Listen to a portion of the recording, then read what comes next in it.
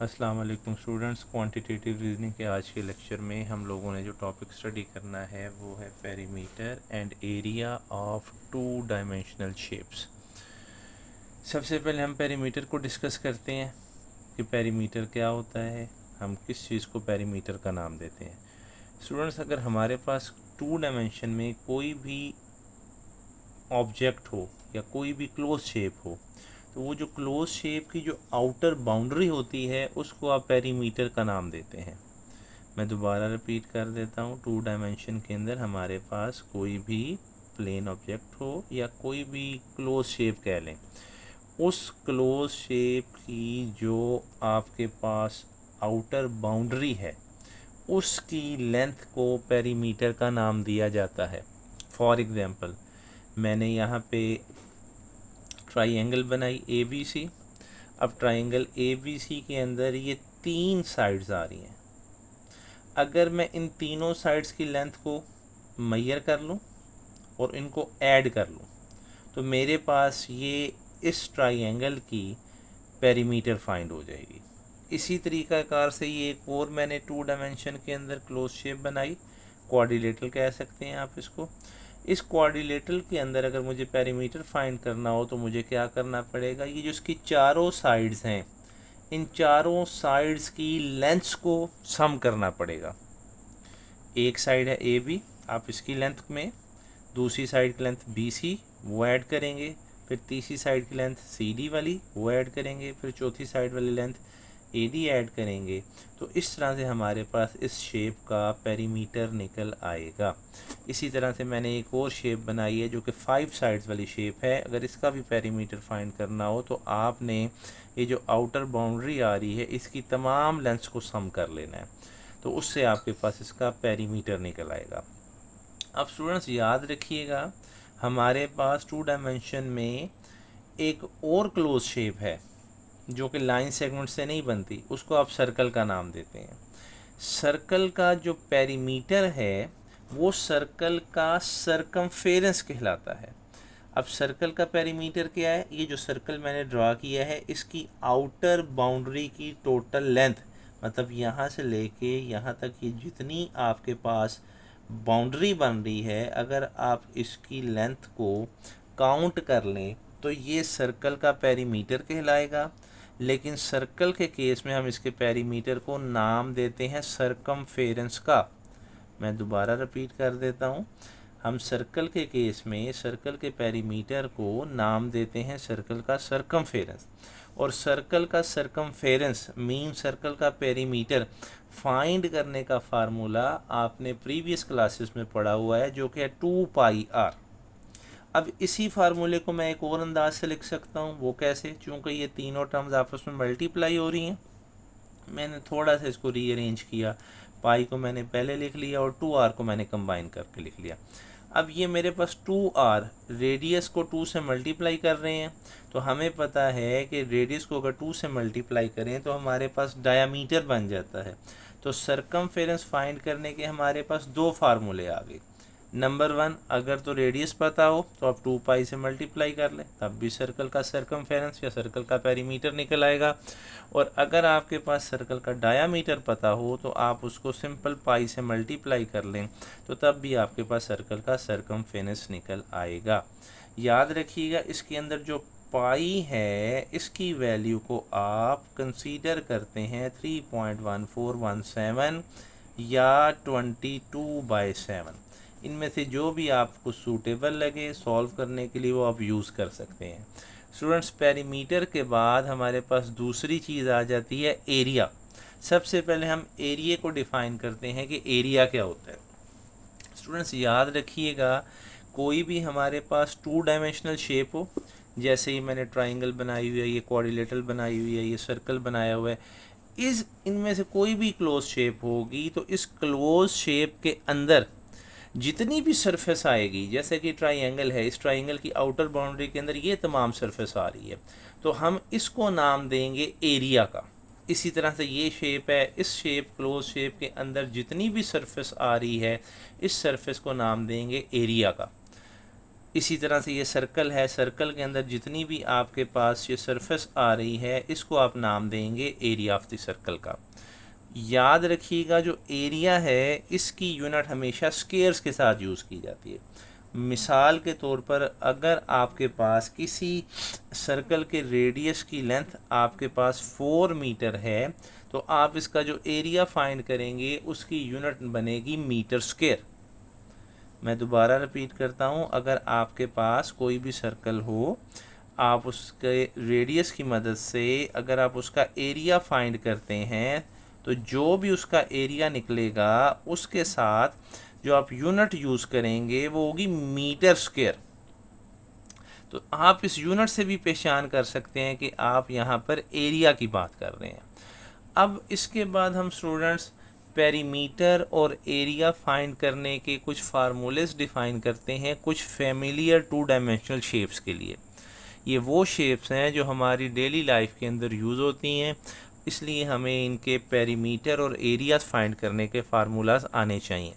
तो यहाँ पे हमने सबसे पहले बात की है सर्कल के मुतालिक कि सर्कल का पेरीमीटर और सर्कल का एरिया कैसे फाइंड करते हैं। मैंने आपको सर्कल का पेरीमीटर पहले भी फाइंड करने का फार्मूला बताया जो कि 2 पाई आर है, यही 2 पाई आर मैंने यहाँ लिख दिया। या दूसरा फार्मूला आप ये भी लिख सकते हैं C = pi into D. Depend करता है आपको किस किस्म का डाटा गिवन है। अगर रेडियस गिवन है तो आप फिर इस फार्मूले को यूज़ कर लें, अगर डायरेक्ट डायामीटर गिवन है तो आप इस फार्मूले को यूज़ कर लें। एग्ज़ाम में क्वेश्चन पूछा जा सकता है कि किसी सर्कल का रेडियस है फॉर एग्जांपल 3 मीटर, आप उसका सर्कमफेरेंस फाइंड करें तो आप सिंपल फार्मूले के अंदर वैल्यूज़ पुट करेंगे। और इसी तरह से जो एरिया है सर्कल का उसको फाइंड करने का फार्मूला होता है पाई आर स्क्वायर। और एरिया के लिए हम आम तौर पर जो नोटेशन यूज़ करते हैं वो एक ही करते हैं। और पेरीमीटर के लिए हम सर्कल के अलावा जितनी भी क्लोज शेप्स हैं उसके लिए हम पी यूज़ करते हैं, और सर्कल के केस के अंदर पेरीमीटर को हम सी से रिप्रेजेंट करते हैं। ये फ़र्क ज़हन में रखिएगा। इसी तरह से हमारे पास दूसरी शेप आ जाती है स्टूडेंट्स स्क्वायर। स्क्वायर ऐसी शेप को कहते हैं जिसकी चारों साइड्स की लेंथ आपस में इक्वल होती है। ये 4 साइड्स वाली शेप है और इसकी चारों साइड्स की लेंथ अगर आपस में इक्वल हो और मज़ीद इसके एंगल भी 90 डिग्री हो, पर वो फर्दर बात चली जाएगी। आप सिर्फ इतना याद रखें स्क्वायर के अंदर चारों साइड्स की लेंथ आपस में क्या होती है, इक्वल होती है। उसका पेरीमीटर फाइंड करना हो तो आपने सिंपल इन चारों साइड्स की लेंथ को क्या करना है, ऐड करना है। जब आप L को ऐड करेंगे 4 टाइम्स तो आपका पेरीमीटर निकल आएगा 4L। अगर आप मैं इसको यूजुअली लिखूं तो आप इसको लिख सकते हैं ना, L + L + L + L, तो इट विल बिकम 4L। तो स्क्वायर का पेरीमीटर निकालने का सिंपल फार्मूला क्या है, 4L। L मीन L यहाँ पर एक साइड की लेंथ होगी, वो आपको पता हो तो आप इसके अंदर वैल्यूज़ पुट करें, आपके पास पेरीमीटर निकल आएगा। और इसी स्क्वायर का अगर आपको एरिया फाइंड करना पड़ जाए तो आपने सिंपल क्या करना है, इस लेंथ का स्क्वायर ले लेना है, या यूँ कह लें लेंथ को विड्थ से मल्टीप्लाई कर लेना है, तब भी ठीक है। L को L से मल्टीप्लाई करेंगे L स्क्वायर आ जाएगा, या एक साइड की लेंथ है उसका स्क्वायर ले लें, आपके पास एरिया निकल आएगा। स्टूडेंट्स दूसरी शेप के बाद हमारे पास फेमिलियर शेप्स में मज़ीद आ जाती है रेक्टेंगल। रेक्टेंगल ऐसी शेप होगी जिसकी लेंथ और विड्थ आपस में इक्वल नहीं होगी। तो रेक्टेंगल के केस के अंदर अगर पेरीमीटर फाइंड करना हो तो फिर सम ऑफ ऑल साइड्स है। तो यहाँ पर 2 लेंथ्स यूज़ हो रही हैं तो L + L क्या बन जाएगा, 2L बन जाएगा। और 2 विड्थ्स जिनको आपने W का नाम दिया हुआ है उनको सम करेंगे तो 2W बन जाएगा। तो 2L + 2W आपके पास पेरीमीटर निकल आएगा रेक्टेंगल का। और अगर आपने पेरीमीटर के बाद एरिया निकालना हो रेक्टेंगल का तो अपने सिंपल लेंथ को और विड्थ को आपस में क्या करना है, मल्टीप्लाई करना है, तो उससे आपके पास एरिया ऑफ द रेक्टेंगल निकल आएगा। यहाँ हमारे पास जो रेक्टेंगल है उसकी लेंथ L है, विड्थ उसकी W है, तो हमारे पास एरिया बन गया L × W। जी स्टूडेंट्स, रेक्टेंगल का पेरीमीटर और एरिया फाइंड करने के बाद हम बात करेंगे पैरेललोग्राम के पेरीमीटर और एरिया के मुतालिक। अब पैरेललोग्राम के केस में याद रखिएगा, चूँकि ये दोनों साइड्स आपस में पैरेलल भी हैं और इक्वल भी हैं लेंथ में, लिहाजा अगर ये साइड L है तो ये भी L होगी और ये W है तो ये भी W होगा, तो इट मीन्स के पेरीमीटर उसी तरह से निकलेगा। आप तमाम साइड्स को सम करेंगे तो ये लेंथ में लेंथ प्लस होके 12 बन जाएगी और विड्थ में विड्थ सम होके 2W बन जाएगी, तो पेरीमीटर निकल आएगा। अब एरिया फाइंड करने का हमारे पास फार्मूला होता है लेंथ मल्टीप्लाइड बाय विड्थ, जो हम लोगों ने रेक्टेंगल के फार्मूले में स्टडी किया था। लेकिन यहाँ पे अब प्रॉब्लम हमारे पास ये है कि ये जो हमारे पास एंगल है ना पैरेललोग्राम के अंदर, ये 90 डिग्री नहीं होता। तो हम क्या करेंगे, यहाँ पर इसकी हाइट या परपेंडिकुलर डिस्टेंस फाइंड करेंगे। तो उस परपेंडिकुलर डिस्टेंस को आप एच का नाम देंगे, उस एच को इस लेंथ से मल्टीप्लाई करेंगे तो हमारे पास पैरेललोग्राम का एरिया निकल आएगा। जी स्टूडेंट्स, पैरेललोग्राम के बाद हमारे पास आ जाती है जो लास्ट शेप है, वो है ट्राइंगल।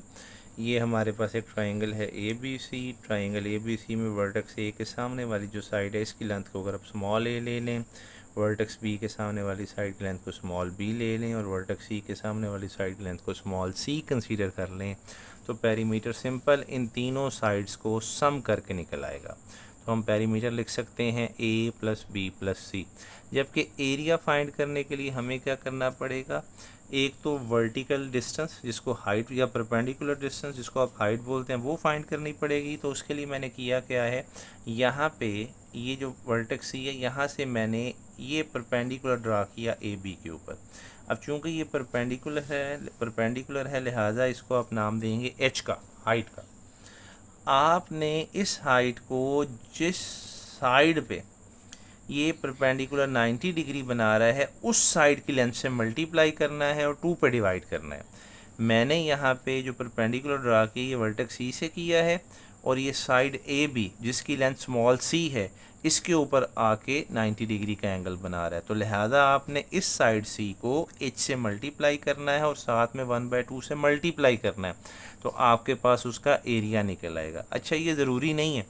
फॉर एग्जांपल आप क्या करते हैं, वर्टेक्स A से परपेंडिकुलर ड्रा करते हैं ऐसे, तो इस केस में अगर एरिया फाइंड करना हो तो आपने क्या करना है, आपने A को H से मल्टीप्लाई करना है, तो आपके पास एरिया निकल आएगा 1/2 A × H।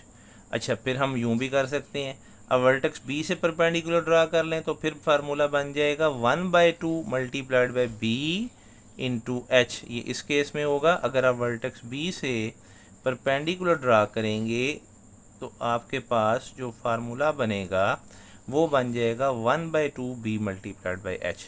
मीन्स के जो परपेंडिकुलर आप ड्रा कर रहे हैं वो जिस साइड के साथ 90 डिग्री का एंगल बनाएगा उस साइड की लेंथ को आपने H से मल्टीप्लाई करना है और साथ 1/2 से क्या कर देना है, डिवाइड कर देना है, 1/2 से मल्टीप्लाई कर देना है। तो इस तरीक़ाकार से हमारे पास एरिया ऑफ ट्राइंगल निकल आएगा। उम्मीद करता हूँ कि ये चीज़ें आपको समझ आ गई होंगी। अपना ख्याल रखिएगा। अल्लाह हाफ़िज़।